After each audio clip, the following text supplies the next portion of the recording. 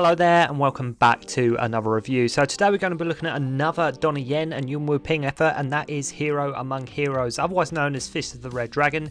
Now you have to remember at this time in Hong Kong they were on a big new wave kung fu trip, right? Once Upon a Time in China was a huge success, so they were churning out a lot of Wong Fei Hung films, a lot of Wong Fei Hung related type of movies. This film is often forgot about as it was made the same year that Donnie and Yuen made Iron Monkey, which I think we can all agree is probably more widely seen than this movie here. Interestingly, you could look at this as sort of a Beggar So sort of prequel, with Donnie playing the role of So Chan, one of the 10 Tigers of Kwantung. And it's a shame this film is often overlooked or forgotten about or not acknowledged as much as some of Yuen and Donnie Yen's other work. And whilst not maybe not Yen's or Yuen Ping's best work, there's still a lot to be enjoyed in this movie. I think the trouble was, if you have seen the Once Upon a Time in China's, you've seen your Iron Monkeys, you've seen your Fong Say-yuks, this film you could argue by and large is just business as usual.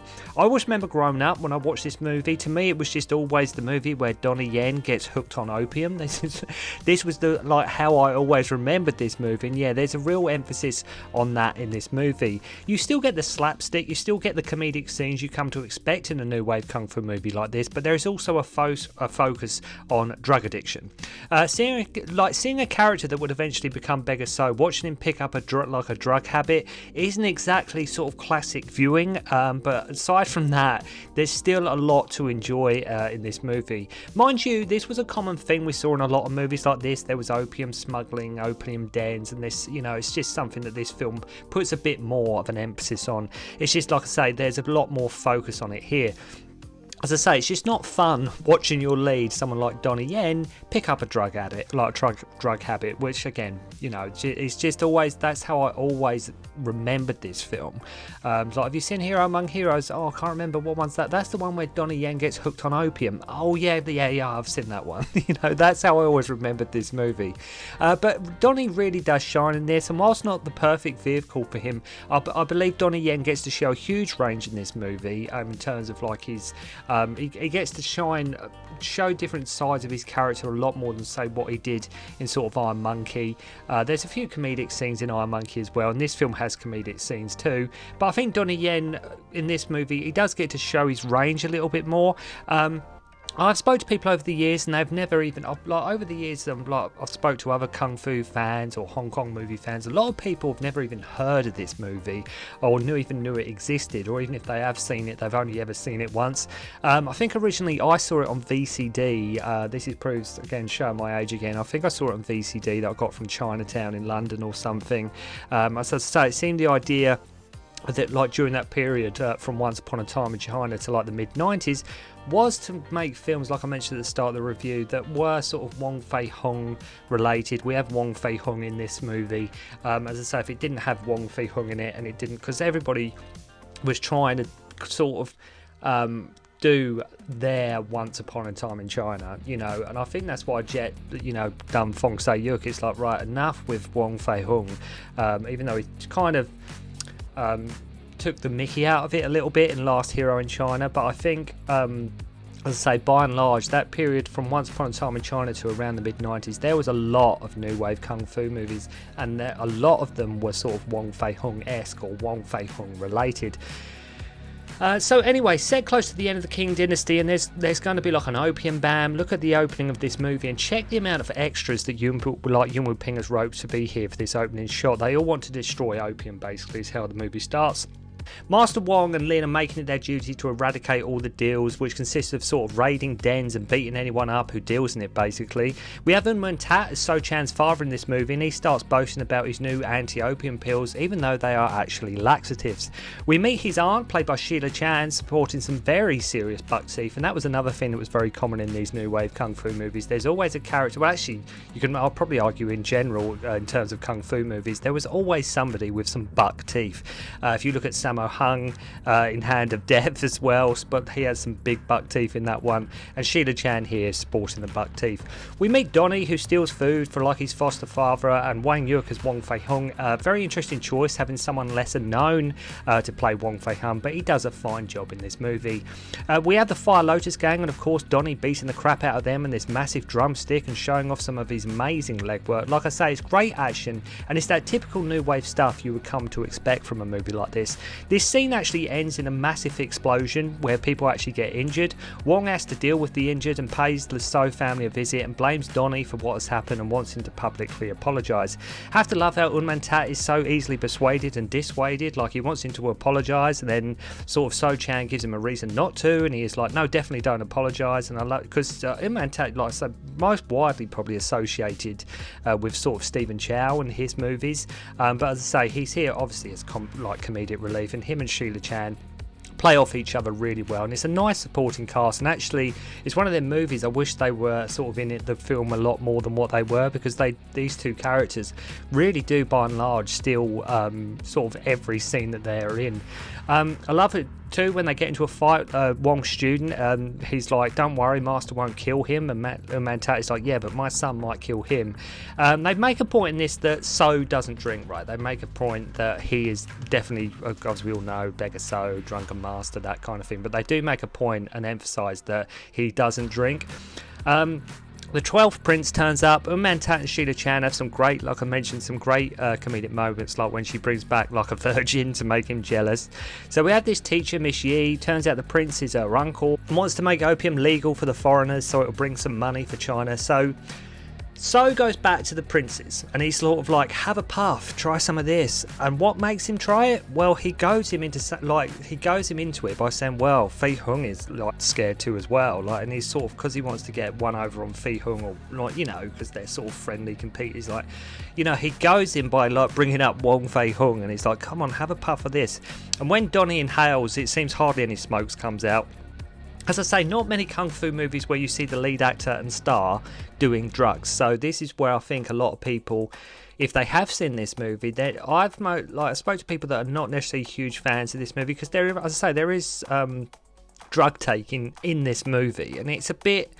Sometimes when you like, it's sometimes like opium's usually referenced, or you know, things like that, or you know, the bad guy's got an opium den and things like that. But when you're actually seeing your lead, and you're actually seeing somebody who's meant to be Beggar So, and that somebody is Donnie Yen, it's a bit sort of not uncomfortable viewing, but it's just something you're not used to sort of in a movie like this, as I say, watching your actor and star doing drugs. So he goes to Wong's, is now like, he's fully convinced that opium is fine now, right? He's fully convinced that opium is fine and dandy, and he's not in favour of Fei Hung trying to cure those that are addicted. He even openly admits he smoked it. It's like, hey, it's not that bad.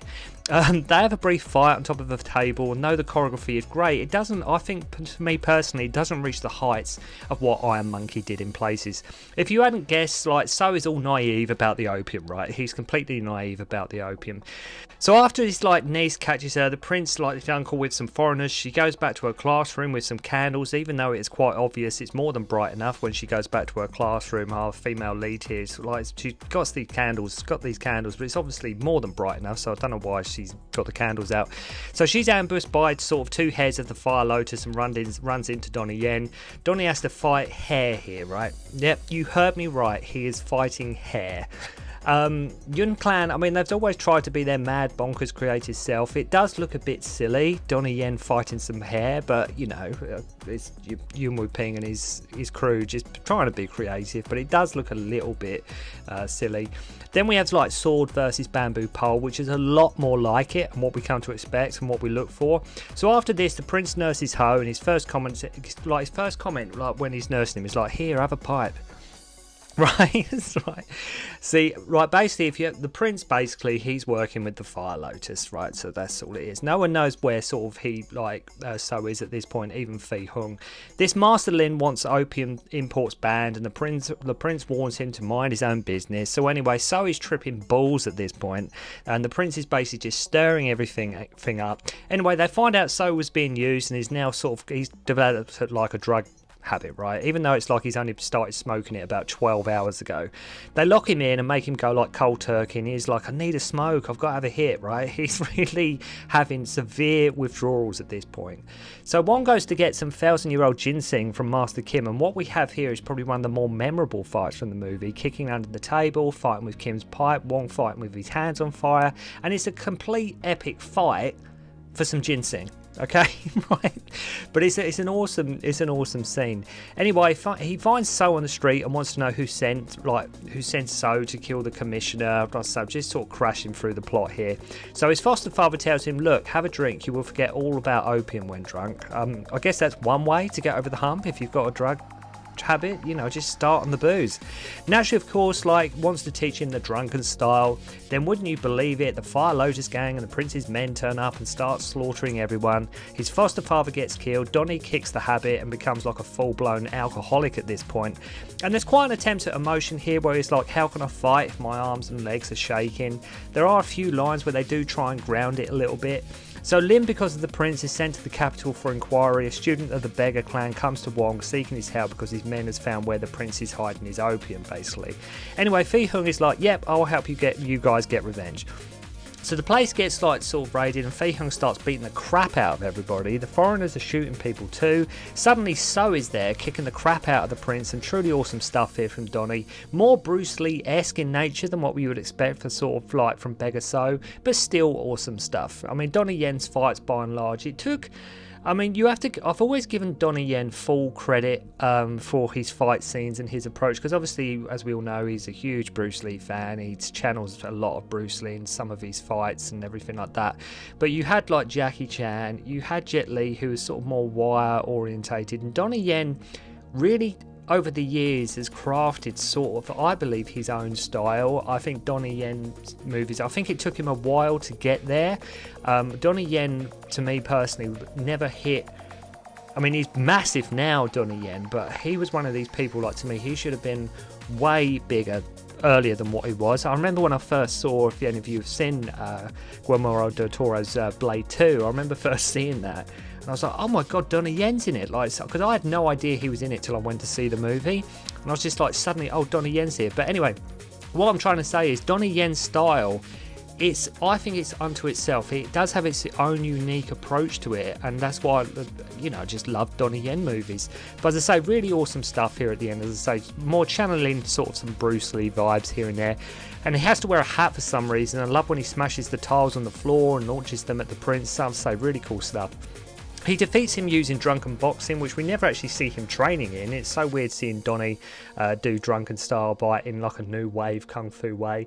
Lin turns up and the prince goes to stab him. Randomly after being beat, Fei Hung launches like a wooden beam at him. Yi turns up, they burn the opium. And that's sort of the end of the movie. And it would have been nice at the end if we would have had a last shot of Donnie, his dad and his aunt, but you know, you can't have everything. But Sheila Chan and the Man-tat steal the show. Donnie gets to show his stuff.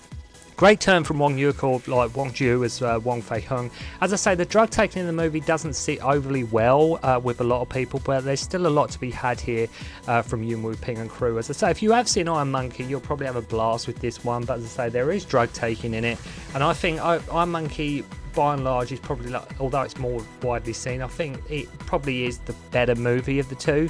But check out Hero Among Heroes, made the same year, and let me know what you think. And if you have seen this movie, what do you prefer? Do you prefer this one, or do you prefer Iron Monkey? Make sure to let me know. So thanks very much indeed for watching. Hope you enjoyed the review, and I'll see you again soon. Don't concentrate on the finger, or you will miss all that heavenly glory.